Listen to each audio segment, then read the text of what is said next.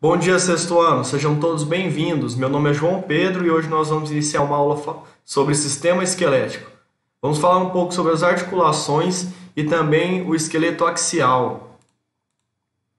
Dando seguimento, vamos falar sobre os principais ossos e estruturas que ligam o nosso esqueleto.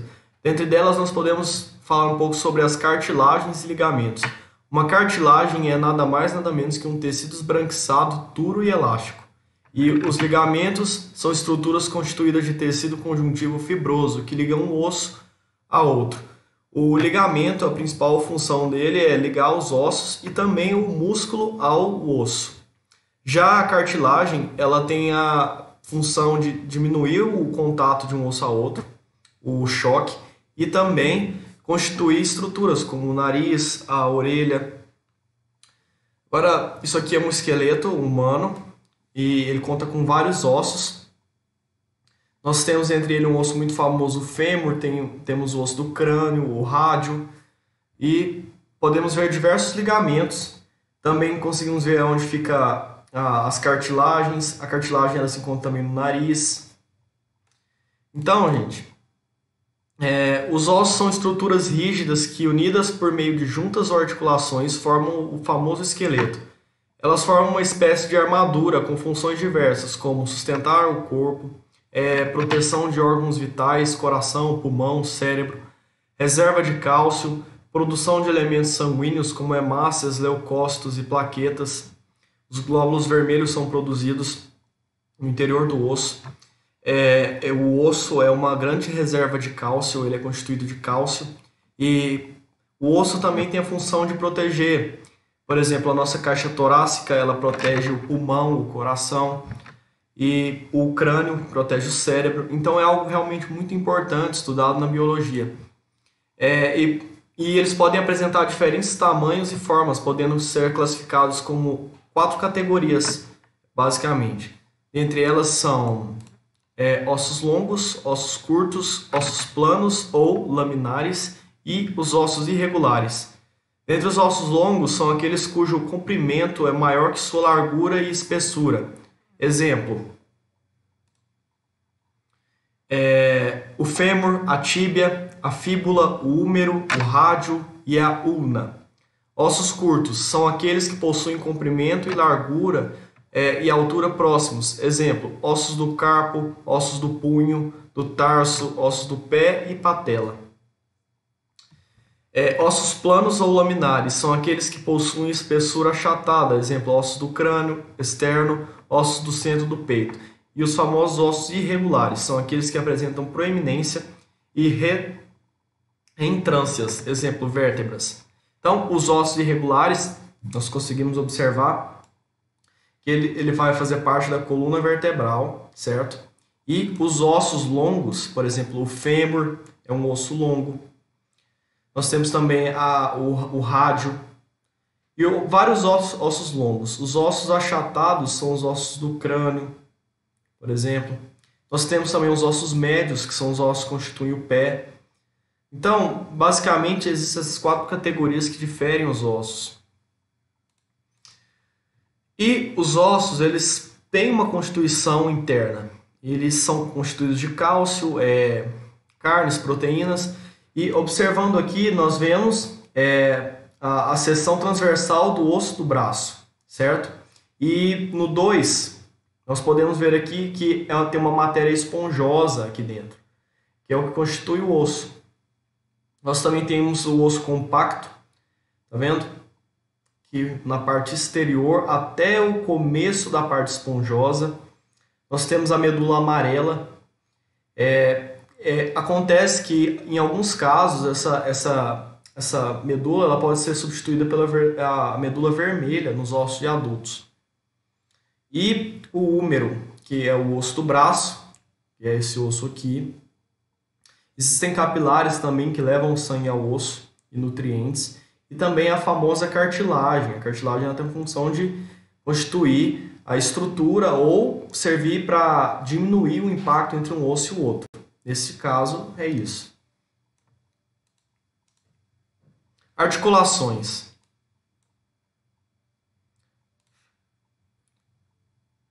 As articulações são regiões de encontro entre duas ou mais extremidades ósseas, e é muito comum imaginarmos articulações como joelho e cotovelo e associarmos ao movimento, mas nem todas são assim. Então, classificamos articulações em função da sua capacidade de apresentar movimento. Elas podem ser móveis, quando apresentam movimentos amplos. As articulações móveis, de acordo com o tipo de movimento que realizam, são subdivididas em dobradiças, como as encontradas no joelho e cotovelo, e encaixe, como as encontradas entre o fêmur e o quadril, entre o húmero e o ombro. E as semimóveis, quando apresentam movimentação limitada. As articulações semimóveis são encontradas entre vértebras da coluna. E imóveis, quando não apresentam movimento e são chamadas de suturas. Então, gente, esse exemplo aqui, nós temos várias articulações. Por exemplo, uma articulação considerada uma articulação sutura, que é uma imóvel, que constitui os ossos da cabeça, ou seja, elas não movimentam, não formam movimento. Ou seja, a principal função é proteção, ela tem que ficar estática aqui. Nós também temos as semimóveis, como a da coluna vertebral, ou seja, ela se move, mas ela não consegue fazer movimentos amplos, como as móveis. As móveis, elas nos auxiliam no dia a dia, a correr, a praticar esportes, a fazer as atividades, a ter uma vida plena. Por exemplo, isso aqui é um tipo de articulação que nos possibilita dobrar o braço. Então é algo muito importante. Então as articulações são o encontro dos ossos e elas podem ser encontradas com os tendões e as cartilagens, e também os ligamentos. E o esqueleto humano ele é dividido em duas partes, o esqueleto axial e o esqueleto apendicular.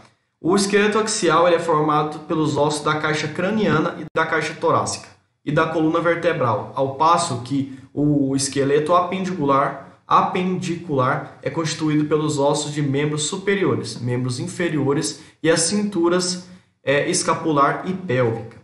Então nós vamos ver aqui agora um pouco sobre o esqueleto axial. O esqueleto axial é aquele que representa o principal eixo de sustentação do nosso corpo. Vamos conhecer agora seus principais componentes. A cabeça do corpo humano é formada pelo crânio, certo? No qual se localiza o encéfalo, ou, pela face, região anterior do crânio. Na cabeça existem 14 ossos no crânio e 14 ossos na face, distribuídos da seguinte forma. Em ossos da face, nós temos 2 lacrimais, 2 nasais, 2 conchas nasais, 2 maxilares, 2 zigomáticos, 2 palatinos, uma mandíbula e um vômer. E nos ossos do crânio nós temos um frontal, um occipital, 2 parietais, 2 temporais, um etmoide, 2 esfenoide, um esfenoide e 6 ossículos do ouvido.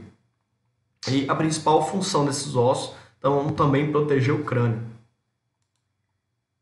O tronco é a parte do corpo formada pela coluna vertebral, 33 vértebras para ser exato, as costelas e o osso externo.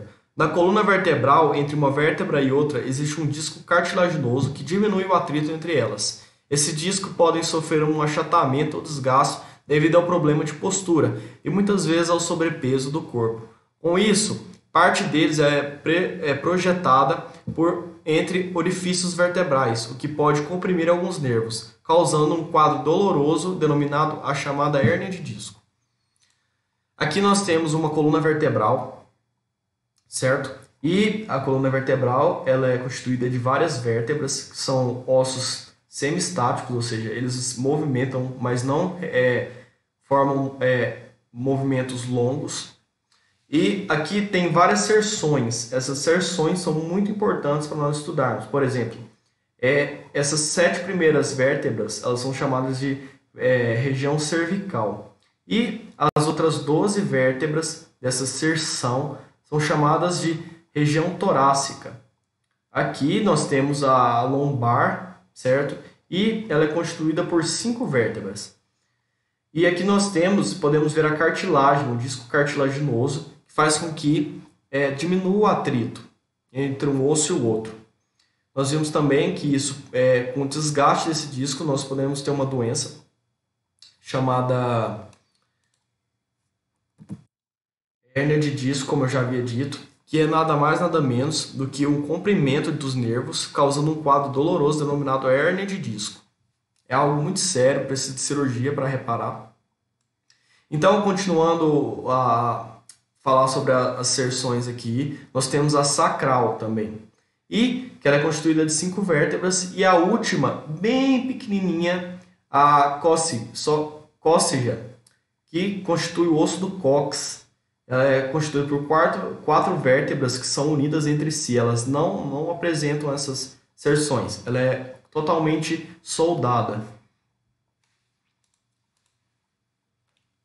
Completando o esqueleto axial, temos a caixa torácica, formada por 12 pares de ossos longos, recurvados e achatados, chamados costela, que sustentam as laterais do corpo dos vertebrados, protegendo seus órgãos internos. Articulam-se na região anterior com o osso externo, na posterior com as vértebras. Liga à caixa torácica existe uma musculatura responsável pelos movimentos respiratórios, que são os músculos intercostais, que se inserem entre as costelas e o diafragma. Agora, gente, terminando nossa aula, vou passar uma atividade para vocês bem simples. Eu quero que vocês façam a atividade em casa. Nós vamos fazer um combinado aqui entre a gente. É o seguinte, é muito importante que vocês façam as tarefas, porque as tarefas constituem 70% da nota, boa parcela da nota, e também constitui presença. Uma vez que você entrega uma atividade, eu entendo que você assistiu minha aula. Então, nós vamos fazer o seguinte, ao longo da semana vocês têm algumas aulas, e na sexta-feira eu quero que envie as atividades da semana para que eu dê baixa. E aí eu vou colocar a nota lá e a presença.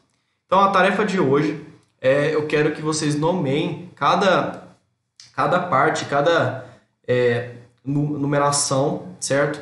E eu quero que vocês coloquem um nome e façam um desenho numa folha de caderno ou numa folha Chamex e deixe guardadinho no seu caderno, no seu livro, para que você possa estudar. Outro ponto, eu quero que você faça um resumo dessa aula, um resumo do capítulo, colocando o nome dos ossos móveis, imóveis e semimóveis, falar um pouco sobre as articulações, e falar também um pouco sobre o fêmur, certo? Quais são os tipos de fratura que podem acontecer no fêmur. Então, gente, é isso aí. Desde já eu agradeço, espero que tenham gostado da aula e um beijão.